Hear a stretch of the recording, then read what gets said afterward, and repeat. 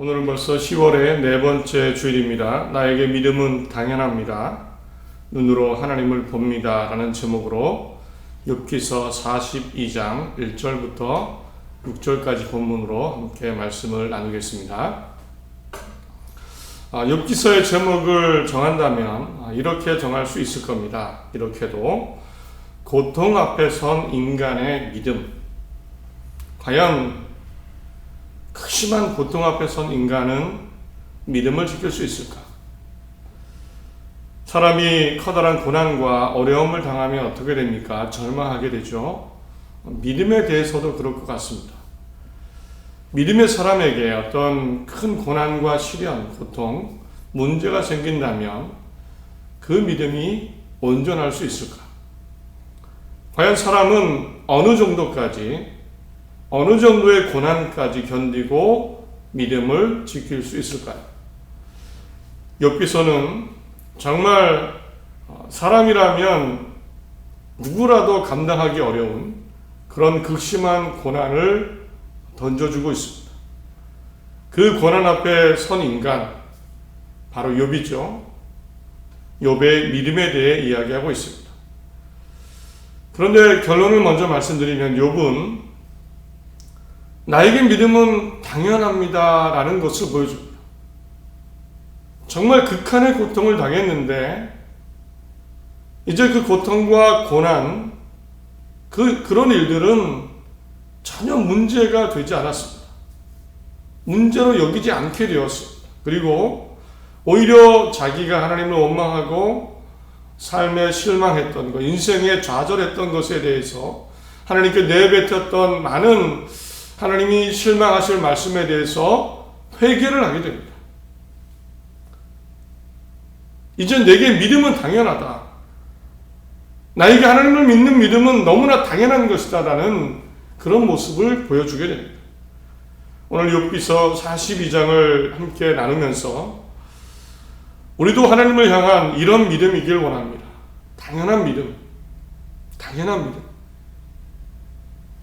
나에게 하나님을 믿는 믿음은 당연합니다. 선택이 아니고 당연한 겁니다. 이런 믿음으로 하나님을 섬기고 예배하고 의지하고 살아나갈 수 있기를 소원합니다. 이 믿음을 통하여 하나님이 주신 많은 선물, 은혜를 경험하게 될 것을 믿습니다. 사실 사탄은요, 사람의 믿음에 대해서는 매우 부정적이었습니다. 욥기서 1장과 2장을 보면 그런 내용이 나옵니다. 사탄은 사람에 대해서, 인간에 대해서 너무나 잘 알고 있었는데요. 매우 육신적이라는 겁니다. 우리 몸, 신체 또는 정신, 이것에 매우 좌지우지 된다는 겁니다. 그래서 물질, 돈, 소유가 사라지거나 돈이 없어지거나 건강에 문제가 생기거나 가족에게 일이 생기면 사람은 흔들린다는 겁니다.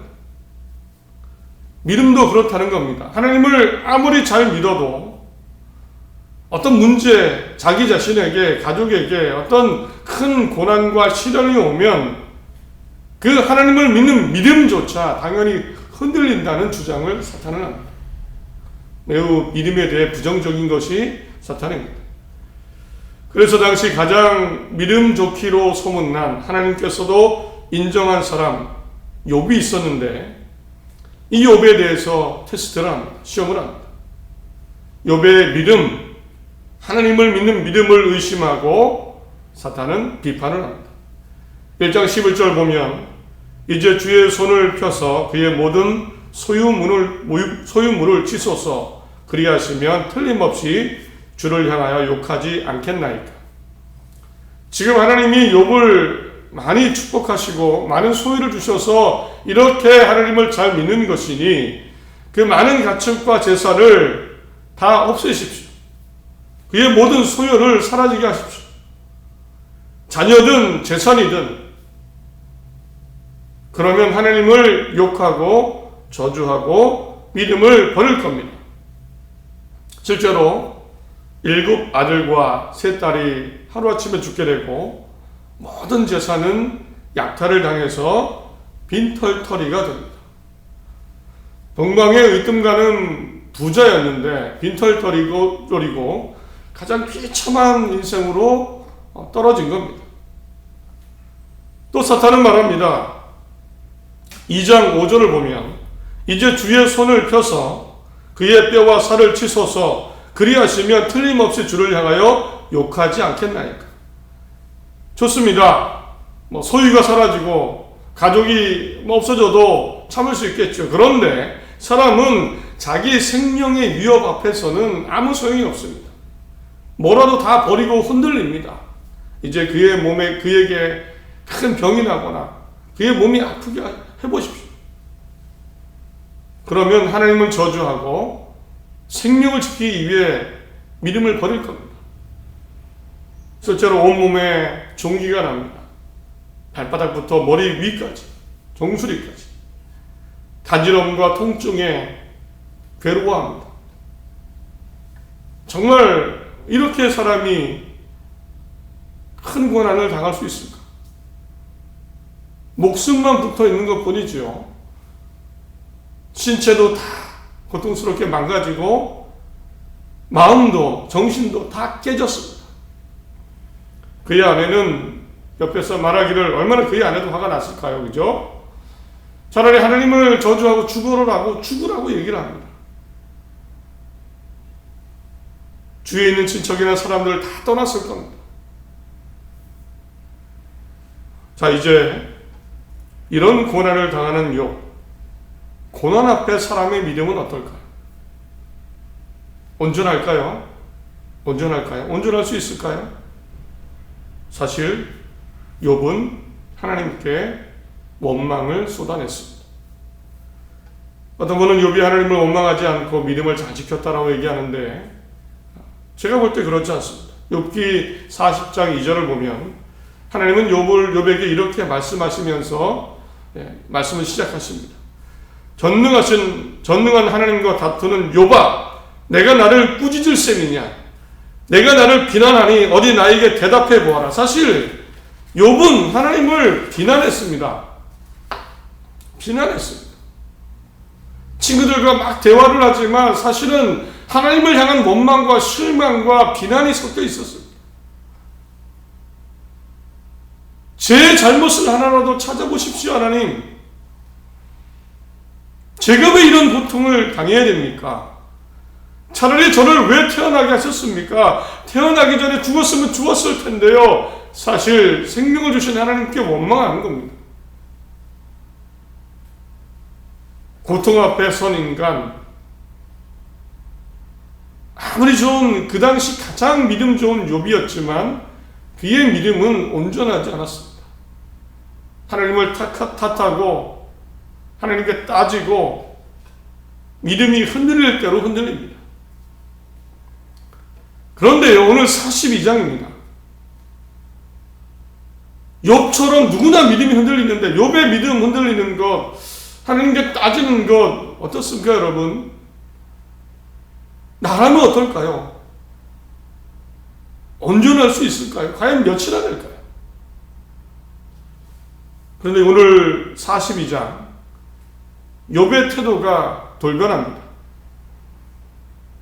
눈물을 흘리고 울부짖던 비참하게 절망하던 욥인데 완전히 태도가 바뀝니다. 고통스럽다고 말하지 않습니다. 원망과 실망을 다 지웁니다. 이런 것들이 완전히 무의미해진 것 같습니다. 오히려 자신이 내뱉었던 말을 회개합니다. 하나님께 납작 엎드리고 다시 하나님께 납작 엎드리고 하나님을 바라보고 하나님을 고백합니다. 도대체 무슨 일이 벌어졌을까요? 그 욥이고요. 그 고난은 여전히 해결되지 않았습니다. 몸은 아프고 자식들은 다 죽었고 가진 것은 아무것도 없는 상태입니다. 바뀐 게 아무것도 없는데요. 욥의 태도, 믿음이 바뀐 겁니다. 욥에게 일어난 변화는 단 한 가지입니다. 오늘 꼭 기억했으면 하는 말씀은 42장 5절입니다. 내가 죽게 대하여 귀로 듣기만 하였사오나 이제는 눈으로 주를 배웠나이다. 귀로 듣기만 했지만 하나님에 대해서 이제 눈으로 주를 하나님을 봅니다. 내가 하나님을 눈으로 봅니다 라는 표현을 썼습니다. 이 표현은 실제로 눈으로 뭔가를 봤을 때의 그 표현입니다. 내가 눈으로 봅니다. 내가 눈으로 하나님을 봅니다 라고 고백을 한 겁니다. 욥기서에는요, 욥은 사실 이 내 눈이라는 표현을 여러 번 사용했습니다. 특히나 친구들과의 대화 속에서 내 눈이 본다 이 표현을 여러 번 썼습니다. 7장 7절에는 내 생명이 한낮 바람 같음을 생각하옵소서. 나의 눈이 다시는 행복을 보지 못하리이다. 내가 이제는 내 눈이 이제는 행복을 보지 못할 거다. 예전엔 아이들이 즐겁게 뛰놀고 웃고 막 그런 아름다운 그런 모습, 그것을 내 눈으로 봐서 행복을 받지만 이제는 내 눈으로 못 본다는 겁니다. 아주 실제적이죠. 13장 1절에도 나의 눈이 이것을 다 보았고 나의 귀가 이것을 듣고 깨달았느니라. 친구들이 와서 이런저런 얘기를 하는데 이미 내가 다 눈으로 봤다고 말합니다. 내가 다 본 거야. 내가 봐서 아는 거야. 친구들과의 논쟁 속에서 내 눈이 봤어 라고 얘기합니다. 17장 2절에도 나를 조롱하는 자들이 나와 함께 있으므로 내 눈이 그들의 충동함을 항상 보는구나. 이 표현은 친구들이 막 와서 막 네가 죄를 지어서 이런 일을 당하는 거야 라고 할 때 내 눈으로 그 친구들의 조롱을 본다라고 표현한 겁니다. 내 앞에 친구들이 있고 그 친구들을 보면서 그 친구들의 이야기가 조롱처럼 들린다라는 표현입니다. 17장 7절에도 내 눈이 근심 때문에 어두워지고 나의 온 지체는 그림자 같구나. 이 표현은 내가 너무 근심하고 힘들어서 눈이 잘 보이지 않는다. 내 눈이 이제 잘 보이지 않는다. 정말 침침해지거나 시력을 잃어갈 수도 있겠죠. 너무나 큰 심한 고통 가운데. 이처럼 욥은 내 눈이 보았다, 내 눈이 본다 라는 표현을 여러 번 썼습니다. 어쩌면 욥은 눈으로 본 것을 믿고 확신하는 경험주의자, 현실주의자, 내가 보고 내가 아는 것은 믿는 그런 사람이었을 겁니다. 사실 우리도 다 그렇죠. 내가 내 눈으로 보면 믿게 됩니다. 욥도 그랬을 겁니다. 눈으로 보는 것을 믿고 그것에 영향을 받고 그것을 생각하고 그것을 믿고 사는 사람. 그런데 욥이 하나님에 대해서 그런 표현을 쓴 겁니다. 하나님에 대해서. 이제 내 눈이 하나님을 봅니다. 욥기 38장을 보면 하나님은 욥에게 말씀을 시작하실 때 폭풍우 속에서 말씀하셨다고 합니다. 욥이 실제로 하나님의 형상을 받는지 못 받는지는 알 수 없지만 그 폭풍우 가운데 말씀하시는 하나님을 분명히 눈으로 보았을 겁니다. 어쩌면 그 거세게 내리치는 폭풍우 가운데 바람 가운데 바람을 보면서 온 세상이 흔들리고 요동치는 그 상황을 보면서 내 눈이 하나님을 보았습니다. 내 눈이 하나님을 봅니다. 마치 내 눈앞에 하나님이 계신 것처럼 이제는 머리로 귀로 그냥 눈으로 보고 어떤 듣고 알았는데 이제는 내 눈으로 하나님을 봅니다. 이제는 눈으로 보는 믿음, 실제로 눈으로 경험하고 실제로 내가 아는 그런 믿음을 갖게 되었습니다. 이렇게 하나님을 이제는 피상적이 아니라 내 눈으로 볼 수 있을 만큼, 본다라고 말할 수 있을 만큼 그 믿음을 갖게 되니까 이제 정말 하나님이 살아계신 겁니다. 그죠? 내 고난과 고통은 이제 무의미해집니다. 이 전능하신 하나님이 어떻게든 하실 것이기 때문에요. 어떻게든 하실 겁니다. 하나님이 살아계시구나. 죽음과 생명을 주관하신 하나님이 계시는데 내가 이런 고통을 당하지만 하나님이 어떻게든 하실 것이다. 이런 마음이 들지 않았을까요? 이제 욥에게 믿음은요, 내가 눈으로 하나님을 본다라고 말했을 때 욥의 믿음은 당연한 믿음입니다. 더 이상 믿음은 선택이 아니고 당연한 겁니다. 믿지 않는 게 이상한 겁니다. 믿지 않는 게 불가능한 겁니다. 당연한 믿음. 내가 하나님을 믿습니다. 욥에게 믿음은 그냥 진리입니다. 뭐 힘들고 어렵다고 흔들리고 이런 믿음이 아니고 하나님이 계신데요. 내 눈으로 봤는데 믿음은 진리와 같습니다. 사탄의 생각이 틀렸습니다. 사람은 어떤 고통이 와도 하나님을 믿을 수 있습니다. 하나님이 나타나셨기 때문입니다. 실제로 하나님은 그 존재를 드러내셨기 때문입니다. 욥이 내가 내 눈으로 하나님을 봤습니다라고 말하는데 사실 우리도 그렇습니다. 우리 눈에 보이는 하나님의 말씀이 있습니다. 성경이 있습니다. 성경을 통하여 우리는 하나님의 역사를 보고 하나님의 행하신 일을 봅니다. 또 우리 삶 속에 역사하시는 하나님은 어떻습니까?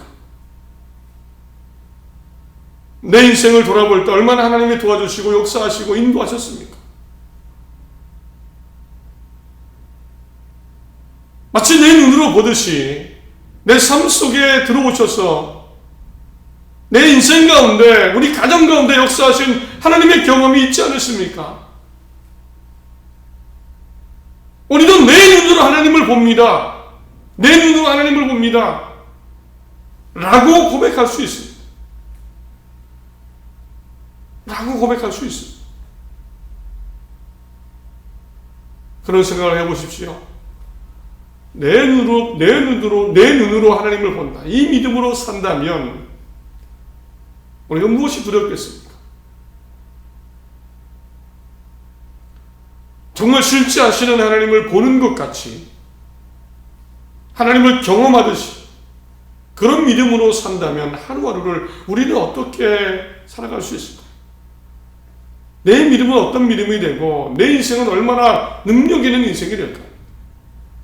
그러므로 우리는 하나님을 믿고 있습니다. 하나님을 믿을 때 이것을 확신하고 실천하고 우리 살았으면 합니다. 첫째는요, 하나님이 살아계신다. 하나님이 계신다. 하나님이 살아계신다. 내 눈으로 보는 것 같은 그 믿음을 가지시기 바랍니다. 하나님이 살아계신다. 마치 내 눈앞에 계신다. 내가 보고 있다라는 그 믿음으로 우리 믿었으면 합니다. 믿어야 합니다. 여러분, 우리가 처음 뭔가를 보게 되었을 때 그때를 기억해 보십시오. 처음 뭔가를 봤습니다. 그러면 그것에 대해 알게 되고 배우게 되죠. 저는 바나나를 초등학교 한 3, 4학년쯤에 본 것 같습니다. 4, 5학년? 정확하게는 바나나가 아니고 바나나 껍질을 봤습니다. 처음으로 그때 봤어요. 초등학교 한 3학년, 4학년? 학교가 끝나고 집에 가는 길에 뭔가 노란 게 땅에 아스팔트 신장로 위에 떨어져 있습니다. 가보니까 바나나 껍질입니다. 제가 어떻게 했을까요? 만화에서 그냥 화면으로만 보다가 진짜 봤습니다. 그래서 정말 미끄러지는지 제가 막 밟아봤습니다. 안 미끄러지더라고요. 아스팔트인데 안 미끄러지더라고요. 하나를 알았습니다. 아, 바나나 껍질이 잘 안 미끄러지는구나.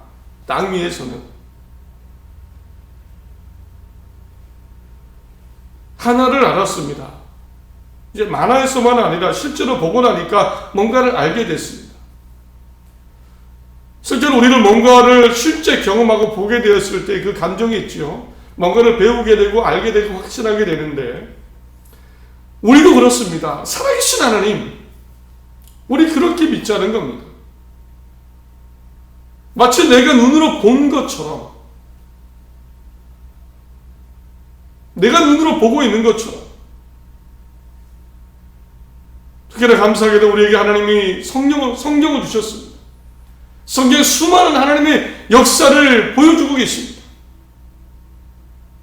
성경을 읽을 때 하나님이 살아계시는구나, 내 눈앞에 계시는구나 라는 믿음으로 우리가 살았으면 합니다. 그리고 지난 과거에 또 오늘 가운데, 현재 가운데 역사하시는 하나님, 그 하나님을 마치 내 눈으로 보는 것처럼 하나님이 살아계십니다. 우리 마음과 신앙과 정신과 우리 머릿속에 이런 믿음을 갖고 살 수 있기를 바랍니다. 그렇게 되어질 줄 믿습니다. 하나님은 살아계십니다. 내 눈에 보는 것처럼 이런 믿음 되시기를 바랍니다.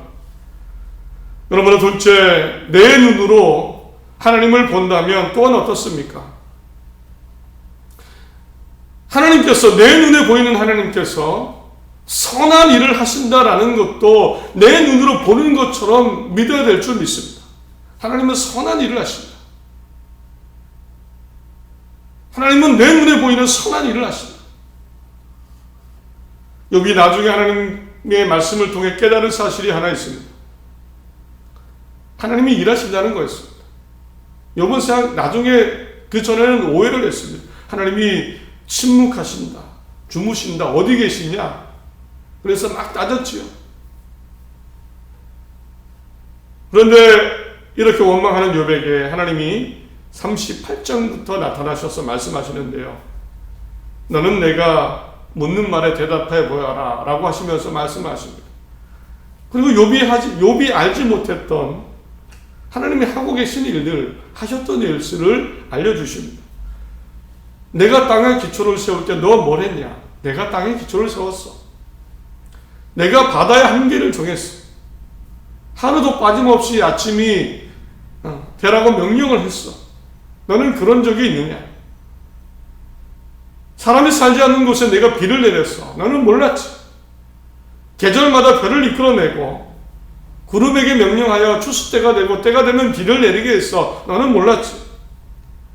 까마귀가 새끼를 낳으면 새끼에게 먹이를 준 게 누구냐? 바로 나다. 누가 말에 갈기를 주어서 그렇게 흩날리게 했는지 아냐? 독수리가 높은 곳에 집을 짓는데 누가 그렇게 했겠냐? 바로 내가 했다. 하나님은 수많은 일을 하고 계셨는데 욥은 몰랐습니다. 그리고 사실 욥에 대해서도 선한 일을 하나님은 뭔가를 하고 계셨습니다. 하고 계셨죠. 42장 10절 이후에 보면 이런 말씀이 있습니다. 욥이 주님께 자기 친구들을 용서해달라고 기도를 드리고 난 다음에 주님께서 욥의 재산을 회복시켜 주셨는데 욥이 이전에 가졌던 모든 것보다 배나 더 돌려주셨다. 그러자 그의 모든 형제와 자매와 전부터 그를 아는 친구들이 다 그를 찾아와 그의 집에서 그와 함께 기뻐하면서 먹고 마셨다. 그들은 주님께서 그에게 내리신 그 모든 재앙을 생각하면서 그를 동정하기도 하고 위로하기도 하였다. 하나님은 이미 계획을 갖고 계셨습니다. 선한 계획. 친구들과의 관계를 회복하시고 욥에게 자녀들을 다시 허락하시고 욥의 재산을 다시 부욕케 하시고 내 눈에 보이는 선하신 하나님, 그 믿는 하나님께서 또 욥의 눈에 보일 수 있도록 많은 은혜를 내려주셨습니다. 보이는 하나님을 믿으십시오. 그리고 그 보이는 하나님께서 또 정말 우리가 경험할 수 있도록, 볼 수 있도록 허락하시는 선한 일도 믿으십시오. 하나님은 선한 일을 하십니다. 그리고 나를 향해서도 선한 일을 하십니다. 이것을 믿고 소망하시기 바랍니다. 그리고 마지막으로 기억할 또 하나 있습니다. 사실 하나님은 선하시죠. 욥에게 역사하신 하나님, 사실은 욥도 선했기 때문입니다. 욥이 악인이었다면, 선하게 살지 않았다면 아무 의미가 없습니다. 욥이 선하지 않았다면 내 눈으로 하나님을 봅니다라고 했어도 아무 소용이 없습니다. 하나님은 선하시고 공의롭고 정의로우신 분이시기 때문에 의인에게 선을 행하시고 악인을 심판하시는 하나님이시기 때문에 사실은 욥이 의인이고 선하게 살았기 때문에 선한 하나님의 역사를 볼 수 있었습니다. 우리 믿음, 우리 삶이 선해야 됩니다. 물론 완벽한 사람이 어디 있습니까? 그러나 회개하고 날마다 나를 돌아보며 하나님께도 선해야 되고요. 또 사람에게도 선해야 됩니다. 그 사람에게 선하신 보이는 하나님께서 또 보이는 선한 것들로 역사하시는 겁니다. 앞으로 인생 시대가 변하고 사회가 얼마나 달라질지라도 우리는 말씀을 기억하며 하나님의 뜻대로 선하게 사는 삶이 되어야 될 줄 믿습니다. 말씀을 맺습니다. 내가 하나님을 봅니다 라는 믿음으로 사십시오. 이 신앙 흔들리지 않습니다. 이왕 우리가 믿을 것, 욥이 가졌던 내 눈으로 하나님을 봅니다. 이런 믿음으로 사시길 바랍니다. 그래서 믿음은 사람에게 당연합니다. 나에게 믿음은 당연합니다. 이런 고백을 하시기 바랍니다. 나에게 믿음은 당연합니다. 하나님이 계신데 당연히 믿음도 당연한 거죠. 이런 고백으로 하나님 믿고 의지하며 사시기 바랍니다. 이렇게 살아갈 때에 이렇게 보이는 하나님을 믿으시고 선하게 살아갈 때에 당연히 하나님께서 정말 선한 것으로 일하시고 도우실 것을 믿습니다.